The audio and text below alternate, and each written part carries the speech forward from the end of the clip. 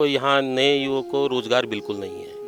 जो भी बच्चे पढ़ाई के लिए हुए हैं वो भी 12th क्लियर करके और आईटीआई वगैरह करके ना जॉब मिलती है, ना कोई कोर्स वगैरह के लिए हल्द्वानी या रामनगर जाओ या रुद्रपुर जाओ। तो इस वजह से पूरा ऑल टोटली सारा प्लान हो गया इधर से। दिल्ली चले गए, कोई बाहर चले गया, तो इसकी वजह से थोड़ा यहाँ पे बाज़ार थोड़ा सा कम चलती है। हम 15-20 दुकान तो थी पहले, और अब लगभग 6-7 दुकान रह चुकी हैं। गांव-गांव में रोड चली गई है, लोकल मार्केट है, तो इसकी वजह से थोड़ा बहुत फ़र्क तो पड़ ही जाता है। नमस्कार, मेरा नाम दीपांशु कुंवर है। आप इस वक्त JJN न्यूज़ देख रहे हैं। अमूमन हम बात करते हैं पहाड़ों की, वहाँ से जुड़े लोगों की, वहाँ से जुड़े मुद्दों की, और सबसे बड़ा मुद्दा जो पहाड़ों पे अभी के समय पे बना हुआ है वो है पलायन। पलायन के कारणों की, कारकों की। तो इसी के मद्देनजर जब हमारी JJN की टीम फील्ड पर पहुंची तो वहाँ के लोगों की अलग अलग प्रतिक्रियाएं हमें देखने को मिली। इससे हम प्रतिक्रियाएं ना कहें, इससे अच्छा शब्द होगा संवेदनाएं। अमूमन होता क्या है कि पहाड़ों पे लोग बाहर चले जाते हैं। मेरे पास एक डेटा आज एक तैयार किया हुआ है जिसपे रोजगार की बात है, शिक्षा की बात है, स्वास्थ्य की बात है।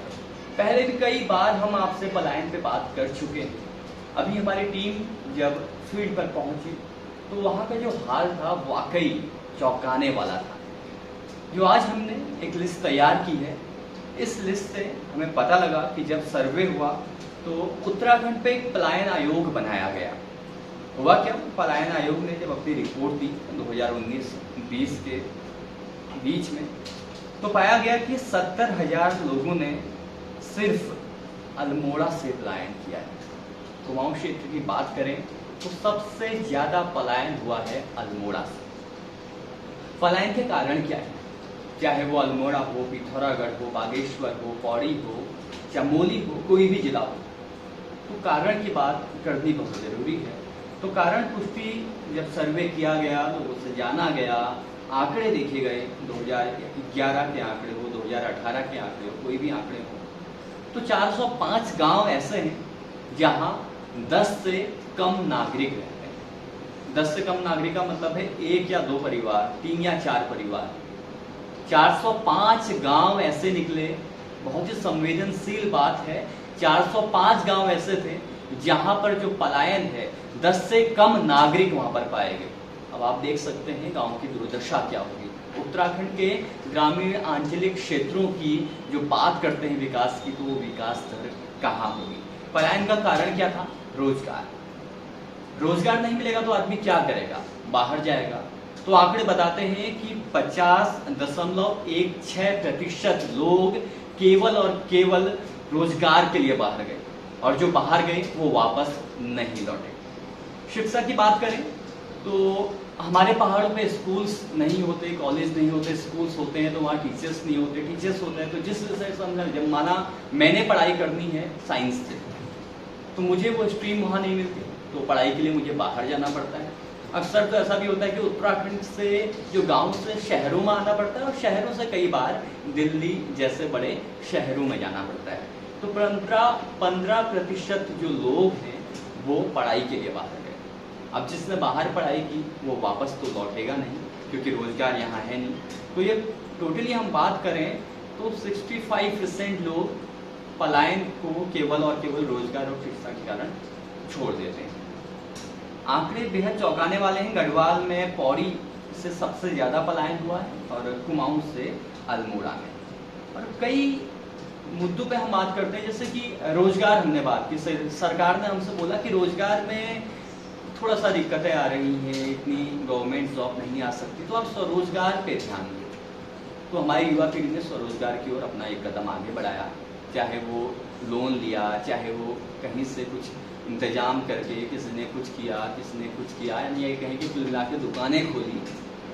एक कोरोना की लहर में दुकानें खुली, दूसरी कोरोना की लहर अभी आपके सामने है, सारी दुकानें बंद हो गई, सारे रोजगार स्वरोजगार सारे बंद हो गए, उनको देखने वाला कोई नहीं है।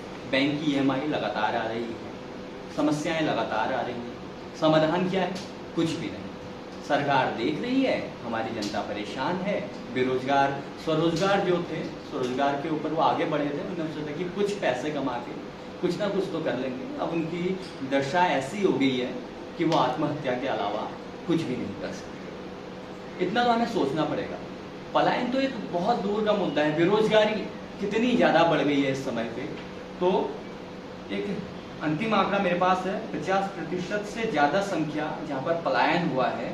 तो उत्तरकाशी में 63 गांव ऐसे हैं, आप मानिए उत्तरकाशी में 63 गांव ऐसे हैं जहाँ पर 50% से ज़्यादा लोग पलायन कर चुके हैं। ये आंकड़े बेहद चौंकाने वाले हैं और ये आंकड़े रुकेंगे कैसे? ये आंकड़ों की जो संख्या है वो कम कैसे होगी? राज्य सरकार का काम क्या होता है? राज्य सरकार का काम होता है शिक्षा, स्वास्थ्य पे काम करना। हम देते हैं इनकम टैक्स, हमने टैक्स भरा, सरकार का काम है उस टैक्स से हमारे जो दैनिक जीवन है उन पे काम करना। यानी कि एक शब्द आता है हमारे बीच में, निजीकरण। ये निजीकरण शब्द जो है ये बड़ा भयावह है। निजीकरण क्या होता है? देखिए, मुझे मेरा काम था टैक्स देना, मैं सरकार को टैक्स दिया। निजीकरण क्या है कि मैंने प्राइवेट स्कूल्स पे अपने बच्चे का या खुद का या किसी जानने वाले का एडमिशन करा दिया। अब सरकार ने कॉलेजेस खोले थे, हमने वहाँ फीस दी थी, अब हमने क्या किया, दूसरे कॉलेज में एडमिशन ले लिया। तो ये हो गया शिक्षा का निजीकरण। अब आगे आते हैं, पानी जो है सरकार का देने का काम था, मैंने सरकार को उसके लिए पैसे दिए थे। अब मैंने क्या किया, एक निजी ट्यूबवेल से पानी का कनेक्शन ले लिया। ये हो गया पानी का निजीकरण। अब आते हैं परिवहन पे, मैंने सरकारी बस के लिए टैक्स दिया था, अब मैंने कार ले ली, या मैंने प्राइवेट केमू है हमारे उत्तराखंड पे, या अलग अलग चीजें हैं तो वहां से कर लीजिए। तो ये हो गया परिवहन का निजीकरण। तो निजीकरण हम करते रहे, सरकार कानून में उंगली लगा के बैठी रही। तो इस तरह पलायन की दर बढ़ती रही और उत्तराखंड के गांव खाली होते रहे। जिन गांवों में कभी आबादी होती थी आज वहां उनको भूतिया गांव कहा जा रहा है।